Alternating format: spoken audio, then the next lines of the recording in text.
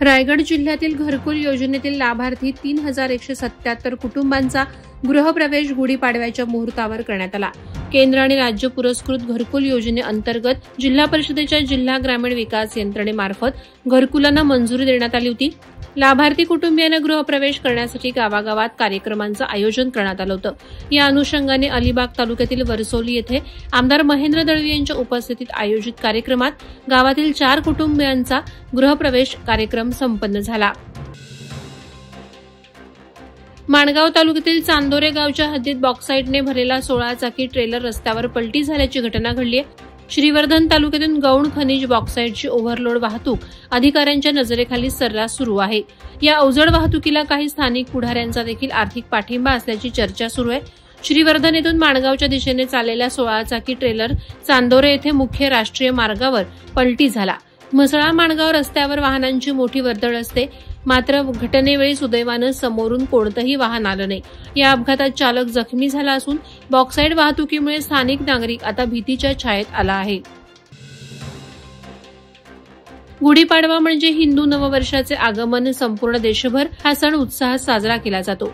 उरण तालुक्यातही नववर्षाचं स्वागत मोठ्या जल्लोषात आणि पारंपरिक पद्धतीनं करण्यात आलं। यानिमित्त ज्येष्ठ नागरिक संघटनेतर्फे आयोजित शोभायात्रेत मोठ्या संख्येनं नागरिकांनी सहभाग घेतला।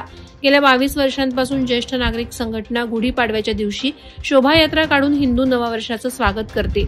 यंदा या शोभायात्रेत सकल हिंदू समाजाच्या सहभागामुळे यात्रा अधिक भव्य स्वरूपात पार पडली। भारतीय संस्कृतीचं दर्शन घडवणाऱ्या या शोभायात्रेला नागरिकांचा उत्स्फूर्त प्रतिसाद लाभला।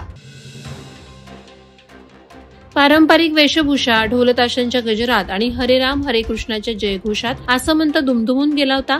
मराठी नववर्षाच्या स्वागतासाठी रायगड जिल्ह्यातील सर्वच तालुक्यांमध्ये शोभायात्रा काढण्यात आल्या होत्या। यात हजारो नागरिक सहभागी झाले होते। विशेष म्हणजे तरुणांचा सहभाग लक्षवेधी ठरला। अलिबाग शहरातून निघालेल्या यात्रेत शेकडो नागरिक सामील झाले होते। शहरातील रस्त्यांवर ठिकठिकाणी आकर्षक रांगोळ्या काढण्यात आल्या होत्या। मुख्य रस्त्यांवर नववर्षाच्या शुभेच्छा देणाऱ्या स्वागत कमानी तर मुख्य चौकांमध्ये मराठी नववर्ष स्वागत यात्रा समितीनं गुढ्याही उभारल्या होत्या। हिंदू नववर्षाच्या स्वागतासाठी आणि भारतीय संस्कृतीचा प्राचीन वारसा जपण्यासाठी आमदार विक्रांत बाळासाहेब पाटील यांनी पनवेलमध्ये शोभायात्रेच्या स्वागत प्रसंगी साकारलेली महाकुंभ नगरी सर्वांच्या आकर्षणाचा केंद्र ठरली। गुढीपाडव्याच्या शुभ मुहूर्तावर या अनोख्या उपक्रमानं नागरिकांना हिंदू नववर्षाचा एक वेगळा आणि अविस्मरणीय अनुभव मिळत होता। समस्त हिंदू नूतन वर्ष शोभायात्रा समिती, पनवेलकर नागरिक यांचे आमदार विक्रांतदादा पाटील आणि सहकार्यांनी अतिशय जल्लोषात महाकुंभ नगरीत हार्दिक स्वागत केलं। श्री महादेवाची प्रतिकृती, साधू संतांच्या प्रतिकृती आणि बांधवांवर झालेली जेसीबीच्या साह्यानं फुलांची भव्य उधळण यासह येथे अध्यात्म आणि संस्कृतीचा अनुपम संगम अनुभवायला मिळाला। दारी उभारलेली गुढी ही विजय आणि समृद्धीचे जसे प्रतीक आहे, तसंच समाजातील वंचित महिलांनी सार्वजनिकरित्या उभारलेली गुढी ही परिवर्तनाची आणि रचनात्मक संघर्षाची नांदी आहे, असं प्रतिपादन ज्येष्ठ सामाजिक कार्यकर्त्या डॉ. वैशाली पाटील यांनी केलं। त्या अंकुर ट्रस्ट आणि महिला अत्याचार विरोधी मंचाच्या वतीनं आयोजित स्त्री अस्मितेची आणि संविधानाच्या गुढी उभारणी या कार्यक्रमात बोलत होत्या। पेणमध्ये कष्टकरी महिला आणि सामाजिक बांधिलकी जपणाऱ्या शिक्षित महिला वाजत गाजत, नाचत गात महात्मा गांधी वाचनालयाच्या प्रांगणात महिला शक्तीची गुढी उभारणी करतात।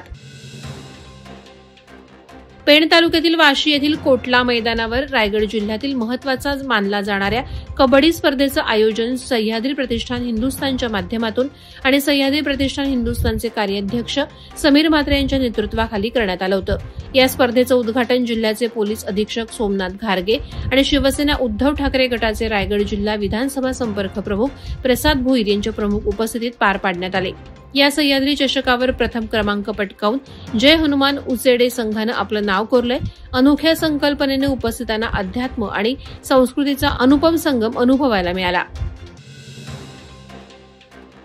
गुढीपाडव्याचा सण सर्वत्र मोठ्या उत्साही वातावरणात साजरा झाला। अलिबाग तालुक्यातील वाडगाव येथे गुढीपाडव्यानिमित्त भव्य शोभायात्रेचं आयोजन करण्यात आलं होतं। यावेळी ढोल पथक, लेझिम पथक, बँजो पथक सहभागी झालं होतं। महिलांनी यावेळी कला सादर केल्या। ग्रामस्थ पुरुष, महिला, लहान मुलं मोठ्या संख्येनं पारंपरिक वेशभूषेत या शोभायात्रेत सहभागी झाले होते। यावेळी घोडा नाचवण्यात आला। हे पाहण्यासाठी नागरिकांनी गर्दी केली होती। सहभागी ग्रामस्थ, लहान मुलं यांनी विविध मर्दानी खेळांची प्रात्यक्षिकं सादर केली. गेली 8 ते 10 वर्ष ग्रामस्थ शोभायात्रेचं आयोजन करत आहेत. उरण तालुक्यातील धतूप ग्रामपंचायतीच्या माध्यमातून 15% समाज कल्याण निधी अंतर्गत 100% घरपट्टी भरणाऱ्या कुटुंबाचे आरोग्य उत्तम राहावे या दृष्टिकोनातून शुद्ध पाणी पुरवठा करणाऱ्यांसाठी मोफत फिल्टर्सचे वाटप रहिवाशांना करण्यात आलं. तसंच धुतुम गावातील व्यायामशाळेसाठी सीबर्ड मरीन CFSच्या माध्यमातून CSR निधी अंतर्गत सौर ऊर्जा प्रकल्पाचं अनावरण उपस्थित मान्यवरांच्या हस्ते गुढीपाडवा दिनाचं औचित्य साधून करण्यात आलं. धुतुम ग्रामपंचायतीच्या सरपंच सुचिता प्रेमनाथ ठाकूर या आपल्या सहकाऱ्यांच्या मदतीनं गावच्या विकासासाठी विविध सामाजिक उपक्रम राबवत आहेत. लोणावळा पांगोळी येथे असलेल्या श्री संत बाळूमामा देवाच्या उत्सवाचं आयोजन करण्यात आलं असून हा उत्सव 11 आणि 12 एप्रिल रोजी श्री संत बाळूमामा मंदिर पांगोळी धनगर वस्ती लोणावळा येथे आयोजित केला आहे. शुक्रवारी 11 तारखेला ह.भ.प. निकिताई महाराज सूळ यांचे सुश्राव्य कीर्तन महाप्रसाद, 10 ते 12 एप्रिलला महिलांसाठी खेळ पैठणीचा कार्यक्रम नितीन कोकणे पुणेकर यांच्या प्रमुख उपस्थितीत पार पडणार आहे. शनिवारी 12 एप्रिल रोजी श्रींचा अभिषेक, आरती, होम हवन आणि सत्यनारायण महापूजा. दुपारी श्री साई शंकर महाराज यांचं भजन, सिद्धेश्वर भजनी मंडळ तुंगारली यांचे भजन, श्रींची भव्य पालखी मिरवणूक, कृष्णात महाराज ढोणे यांची भाकणूक आणि महाप्रसाद होणार आहे. पेण शहरात पेण शहर समन्वय समितीच्या वतीनं हिंदू नववर्ष स्वागत करण्यासाठी विविध वेशभूषासह शोभायात्रा काढण्यात आली.